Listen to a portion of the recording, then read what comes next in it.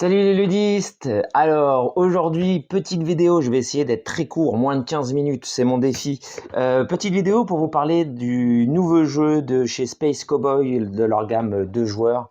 Une gamme que j'adore, qui a souvent de très très bons jeux, très sympas pour jouer à deux dans une petite boîte. En général, ça prend pas beaucoup de place, donc toujours très bon. Et ce Marabunta ne fait pas exception à la règle. Très sympa, on en reparle tout de suite. Un jeu de Rainer Knizia, donc c'est Marabunta, un Roll and Divide, mais vous allez voir que ce n'est pas un simple jeu à cocher, non, non, non. Si vous achetez ce jeu-là en pensant avoir juste à lancer des dés et cocher des cases, eh bien oui et mais non en même temps, parce qu'on n'est plus sur un jeu de placement, de contrôle, un jeu de prise de territoire, de contrôle de territoire et d'affrontement vraiment assez direct. Donc si vous n'aimez pas les jeux d'affrontement, arrêtez de regarder la vidéo, c'est terminé pour vous. Donc voilà, donc on va regarder un petit peu ce qui se passe avec ce Marabunta, ce qu'on trouve à l'intérieur de la boîte et un petit avis rapide. Donc voilà, dans Marabunta, voilà ce que l'on trouve à l'intérieur de cette petite boîte. On trouve donc des petites tuiles effets de jeu. Alors 7, hop là, je les mets bien.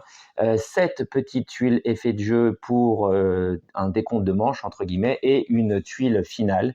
Si jamais la partie n'est pas finie, lorsqu'on arrive à cette tuile-là, les fourmis vont manger un cupcake à la fin de chaque tour. Et donc, quand il n'y a plus de cupcake sur le plateau, le jeu est fini. Donc, ces petites tuiles sont vraiment très sympas, des illustrations vraiment toutes mignonnes, très jolies. Illustrations qui contrastent un petit peu avec le plateau de jeu. Le plateau de jeu, lui, n'est pas vraiment très sexy, très sympa, mais bon, au moins c'est clair, c'est précis, on voit ce qui se passe dessus. Le plateau de jeu, donc on a notre territoire coloré avec différentes zones où les fourmis vont se combattre un petit peu entre guillemets, où vont prendre possession et position sur les hexagones. Et au-dessus et en dessous, nous avons les zones de jeu des joueurs pour la fourmi rouge et pour la fourmi bleue. Alors dans Marabunta, c'est très simple, c'est un jeu très nerveux, très rapide, en général des parties entre 25 et 30 minutes, pas plus. On trouve aussi du coup 6 dés, 6 petits dés, c'est les dés là qu'on va lancer et que l'on va partager, donc d'où le roll and divide, lancer et partager. Ces petits dés, ils correspondent en fait, je vais décrocher une petite partie du territoire, correspondent aux couleurs des zones que l'on trouve sur le plateau. Donc il va y avoir un dé rose, un dé bleu, un dé jaune, un dé vert et un dé orange et un dé blanc. Et donc dans chaque territoire, ça se compose de la même manière. Il y a donc des hexagones et sur certains hexagones, on trouve des cupcakes que l'on va pouvoir venir cocher sur notre plateau joueur. Hop là, en dessous, en fait, plus on va manger de cupcakes, plus on va scorer des points. On trouve aussi parfois des petits colis, des petites caisses. Là aussi, ce qui va permettre de cocher des petits effets sur notre plateau personnel qui, une fois qu'on a complété le nombre de caisses demandées, on obtient un petit bonus. Et en dessous, on a pour chaque couleur une feuille avec 2 taches déjà préimprimées, rouge ou bleu. Et en fait, dans chaque territoire, dans chaque couleur, à la fin de la partie, on va additionner la valeur des chiffres qui seront inscrits pour chaque joueur dans chaque hexagone. Et celui qui a la plus grande force dans chaque territoire va marquer les points correspondants. Par exemple, ici, à la fin de la partie, on va compter les valeurs bleues et les valeurs rouges parce qu'il y aura un joueur bleu et un joueur rouge. J'en reparle juste après.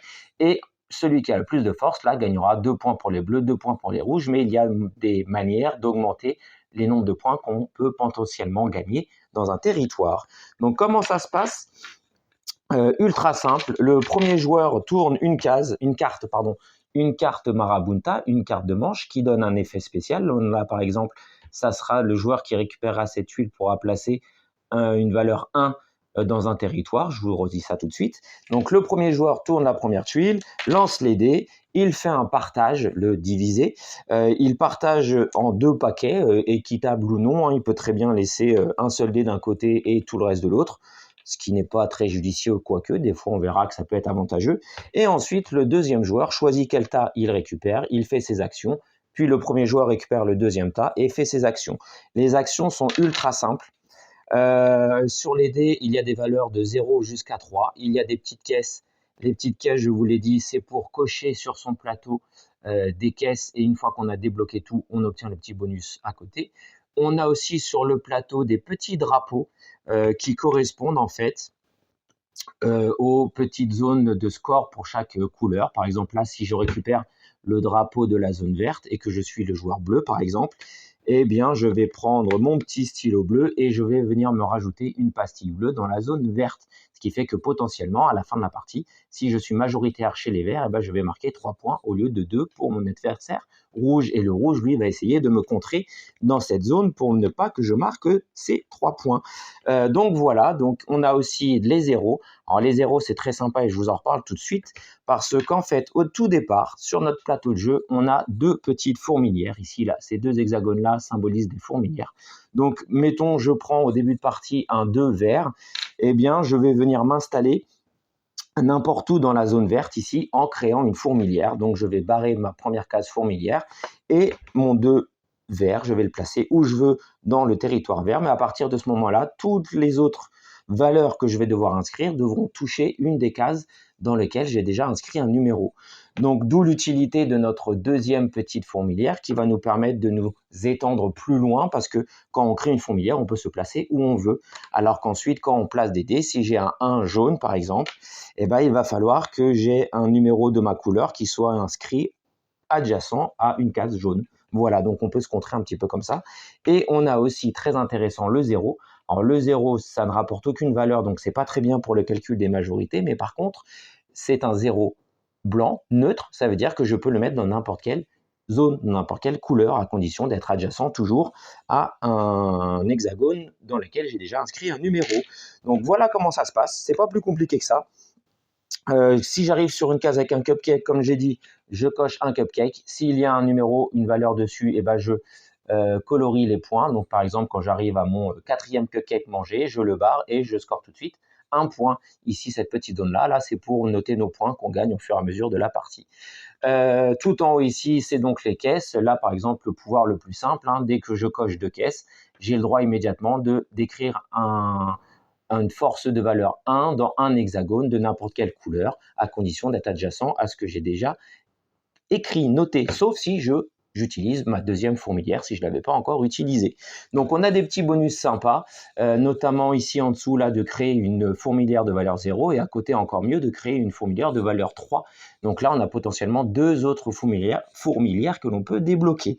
Donc le jeu continue ainsi jusqu'à ce que soit tous les cupcakes du plateau, il y en a 12 sur le plateau, soient mangés, soit jusqu'à ce qu'une zone soit entièrement complétée par des valeurs, ou jusqu'à ce qu'une des feuilles, là, tac, jusqu'à ce qu'une des feuilles de victoire, là, une feuille de score de points, par contre, soit complètement complétée par les deux joueurs.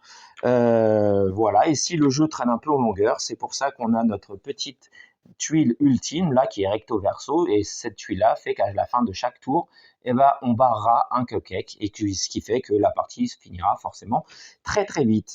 Donc c'est très simple, ultra simple à expliquer, ultra simple à comprendre, très vif, très nerveux, très cogitant, je ne sais pas si ça se dit, donc on réfléchit, c'est très dense, très intense, donc en 20-25 minutes on a le temps d'avoir le cerveau qui chauffe, notamment au moment du partage, pour savoir ce que je laisse à l'adversaire, ce que j'espère laisser à l'adversaire et ce que j'espère que l'adversaire va me laisser, mais ça demande d'analyser exactement la position sur le territoire des joueurs. On peut essayer de se bloquer, de faire des chaînes, des lignes, un petit peu des lignes Maginot pour empêcher l'autre de franchir, notamment s'il a déjà grillé ses deux fourmilières, il ne pourra pas sauter par-dessus. Donc c'est vraiment très malin. On ressent bien les sensations d'un wargame, de placement de territoire, de placement de troupes, de contrôle de territoire, de majorité, etc. À savoir qu'en fin de partie, si dans une zone on est à égalité en termes de force, et ben personne ne marque les points. Donc ça aussi c'est un calcul à faire. Donc on retrouve les sensations d'un wargame que je n'aime pas spécialement pourtant, mais là comme ça dure 20-25 minutes, c'est parfait. C'est très direct comme affrontement. Par contre, là, il n'y a pas le choix. Il faut essayer de se bloquer, de se contrer, de prendre la majorité, etc. Donc, ceux qui n'aiment pas ça, l'affrontement, bah, ils passeront à côté de ce jeu-là. Comme je l'ai dit en introduction, ceux qui espèrent avoir un jeu juste à cocher, c'est pas ça. Donc, attention, hein, c'est roll and write, entre guillemets. C'est de la mécanique, c'est ça. On lance des dés, on écrit des choses, mais ce n'est pas un jeu à cocher. C'est un jeu de majorité de contrôle de territoire. Il ne faut pas se tromper sur ce que l'on achète. Donc voilà, en termes de points négatifs, il y a le plateau que je trouve pas foufou, mais bon, ça passe, hein. Les illustrations, par contre, sur les petites tuiles sont vraiment très sympas. Le plus gros point négatif, c'est d'avoir utilisé une couleur rouge. Alors le joueur bleu, lui, il n'y a pas de souci, ça se voit très bien sur le plateau, même sur toutes les cases, même sur son plateau individuel. Par contre, celui qui joue le joueur rouge, eh ben, lui, il galère un peu plus, parce que noter du rouge sur du orange, eh ben, on voit pas grand-chose. Cocher du rouge sur du marron, eh ben, on voit pas grand-chose sur son plateau non plus. Donc le rouge, pas terrible, je sais pas, le noir peut-être, mais noir-bleu, c'est aussi proche en termes de couleur, donc je sais pas, mais en tout cas, le rouge, c'est pas l'idéal. Deuxième petite chose qui nous a pourri entre guillemets, qui nous a gâché un petit peu notre première partie, c'est notamment ce pouvoir-là. On a un pouvoir de tuile, la jolie, la magnifique petite araignée là. Son pouvoir, c'est de cocher 2 cases adjacentes qui ne seront accessibles à aucun des 2 joueurs. Sauf que moi, dans la première partie, c'est moi qui ai eu cette tuile-là. Donc j'ai pris mon feutre rouge et j'ai coché 2 croix dans 2 cases. Normal, c'est ce qu'on me demande. Sauf qu'un peu plus tard dans la partie, 2-3 manches après, j'ai récupéré des dés en pensant pouvoir m'étendre parce que je voyais une croix rouge sur le plateau. Du coup, comme tout ce qui est rouge, c'est à moi, bah, je pensais que ces croix rouges étaient à moi aussi. Ludimalo s'est aussi fait avoir parce qu'il pensait me contrer en plaçant une tuile, un numéro dans une case, mais il n'avait même pas besoin parce qu'en fait, ces 2 croix rouges étaient à personne. Sauf que ça nous a induit en erreur. Moi, je pensais que rouge était à moi et Ludimalo, il a vu du rouge, il pensait aussi que c'était mes cases. Donc, en fait, ce qu'on a fait, c'est qu'on a rajouté une 3e couleur, on a rajouté un petit Velleda noir et ces 2 cases-là, on les a cochées en noir par la suite. Et même chose, quand on devait cocher les pancakes, les cupcakes, pas les pancakes, les cupcakes, pareil, moi, quand je les barrais en rouge, ben, on voyait pas que c'était barré, toujours ce problème du rouge. Donc, les cupcakes, on les barrait aussi en noir. Et même chose, au bout d'un moment, quand c'est un petit peu écrit partout, on voit plus quels cupcakes sont encore accessibles et lesquels ont été mangés. Donc, en fait, ce qu'on a fait, c'est qu'on a entouré tous les cupcakes parce que c'est une des conditions de fin de partie, c'est que les 12 cupcakes soient mangés. Donc, on a entouré en noir les cupcakes pour bien les visualiser sur le plateau, parce qu'au bout d'un moment, on voit plus grand-chose quand il y a des chiffres un petit peu partout. Voilà, mais mis à part ces 2 petits points de règle, 3e petit souci aussi, c'est entre le jaune et le orange. Jaune-orange, c'est un petit peu proche comme couleur sur les dés. Donc, on ne sait pas trop si c'est du rouge ou du orange ou du jaune. Donc, c'est des petits problèmes un petit peu comme ça. Donc, voilà. Sinon, très bon jeu, très rapide, très immersif, très bien. Il y a pas d'autres mots. C'est une petite boîte, ça joue sur un tout petit espace de table, donc pour emmener en vacances, en voyage, c'est parfait.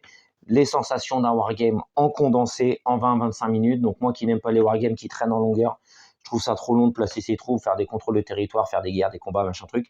Bah là, on ressent un petit peu le wargame, mais en 20 minutes et en très condensé et en très clair. Explication des règles en 5 minutes et hop, on est parti. Donc Marabunta, excellent jeu, comme souvent avec la gamme de joueurs des Space Cowboys. Jetez un coup d'œil sur tous ces jeux de cette gamme-là, ils sont super en général, toujours très plaisants. Donc j'espère que j'ai tenu mon défi de me faire en moins de 15 minutes, je verrai ça quand je vais regarder le replay de mon enregistrement. Sinon, comme je dis souvent, jouez, jouez, jouez. L'important c'est de jouer, alors qu'est-ce que vous attendez?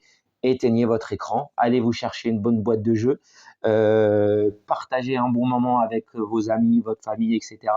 Allez faire un petit tour de temps en temps, si vous avez envie, sur une partie, une photo, une phrase.com, le site.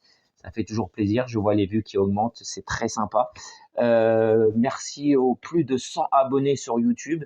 Alors, je n'ai pas trouvé comment faire pour remercier ceux qui s'abonnent à chaque fois. Je vois les petites cloches, nouvel abonné, mais je ne peux pas vous remercier. Donc merci à vous ceux qui visualisent la chaîne, c'est très sympa, ça me fait plaisir et je prends toujours autant de plaisir à faire ces vidéos, donc c'est cool. Donc voilà, moi je vous dis jouez, jouez, jouez, passez une bonne fin de journée, une bonne fin de matinée, une bonne fin d'après-midi, une bonne fin de soirée, peu importe, ça dépend quand est-ce que vous regardez cette vidéo et moi je vous dis à bientôt.